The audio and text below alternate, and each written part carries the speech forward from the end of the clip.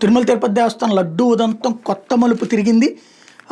ఏదైతే వైవి సుబ్బారెడ్డిని వాళ్ళ పిఏని అరెస్ట్ చేయడానికి వేసిన అడుగు, అంటే వాస్తవంగా ఇప్పటిదాకా అదేది నెయ్యి కంపెనీలోడు తప్పించి రాజకీయ ఇన్వాల్వ్మెంట్ కుదరలా, వాళ్ళిద్దరికి లింక్ కుదరలా. ఎందుకని? నెయ్యి కంపెనీలో నెయ్యి ఇచ్చారు, అది కూడా ఈ ప్రభుత్వం వచ్చాక సప్లై చేసి నెయ్యి ఇష్యూనే కదా అక్కడ వచ్చింది. ఇంకోటి అందులో టెస్ట్ చేసినప్పుడు పంది కొవ్వు లేదు, ఆవు కొవ్వు లేదు. అది ఎవరో మరి ఆ గుజరాత్ కంపెనీ దొంగ కంపెనీ ఇచ్చిందా ఏంటో తెలియదు. అప్పుడు వీళ్ళు ప్రచారం చేసింది స్వయంగా చంద్రబాబు గారు. అందుకే కదా సుప్రీంకోర్టు జోక్యం చేసుకోవాల్సి వచ్చింది.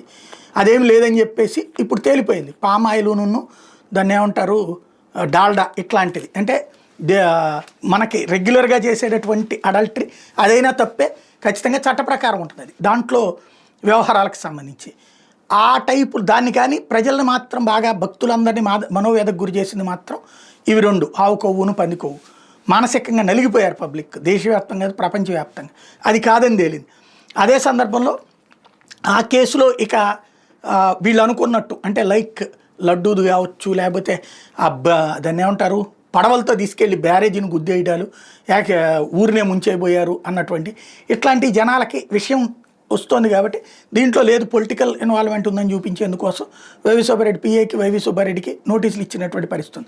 యాక్చువల్గా వాళ్ళ పిఏ ఆ బోలేబాబా వాళ్ళతో టచ్లో ఉన్నాడు అన్నటువంటి ఫీడ్బ్యాక్ ఆధారంగా చేశారు. అయితే ఆ సదరు అధికారికి అధికారం లేదు, ఆయన అసలు ఎట్లా తీసుకున్నారు అంటూ వేసినటువంటి పిటిషన్ నేపథ్యంలో చాలా కీలకమైన స్టేట్మెంట్ ఇచ్చేదే వ్యాఖ్యలు చేసింది హైకోర్టు.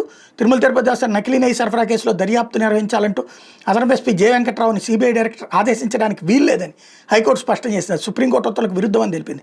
ఈ మేరకు సిబిఐ డైరెక్టర్ గత ఏడాది అక్టోబర్ 28 జారీ చేసిన ఉత్తర్వులు సుప్రీంకోర్టు ఆదేశాలు ఉల్లంఘించడమేనంది.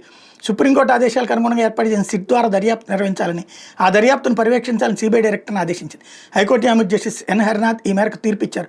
సిట్లో సభ్యుడిగా లేని అదనపు ఎస్పీ జె వెంకట్రావు దర్యాప్తు అధికారి హోదాలో నోటీసు ఇచ్చి విచారణ పిలవడాన్ని సవాల్ చేస్తూ వైకాపా నేత రాజ్యసభ సభ్యుడు వైవి సుబ్బారెడ్డి, అప్పటి ఏపీ భవన్ పూర్వ ప్రత్యేక అధికారి కె చెన్న అప్పన్న హైకోర్టులో వ్యాజ్యం వేశారు. ఈ కేసులో తీర్పు తాజాగా వెలువడింది.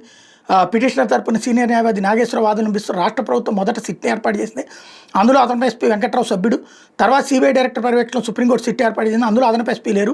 పిటిషనర్ నోటీసులు ఇచ్చి విచారణ పిలిచే అధికారం ఆయనకి లేదు అంటూ వాదించారు. CBI standing council Suresh Kumar వాదనలు వినిపిస్తూ అదనపు ఎస్పీని దర్యాప్తుని కొనసాగించాలని సిబిఐ డైరెక్టర్ స్పష్టం చేశారని, దర్యాప్తులో భాగంగా నోటీసులు జారీ చేసే విషయాల్లో అదనపు ఎస్పీ సహకారం తీసుకుంటున్నామని, ఇలాంటి చర్యలు సుప్రీంకోర్టు ఉత్తర్వులకు విరుద్ధం కాదని చెప్పారు.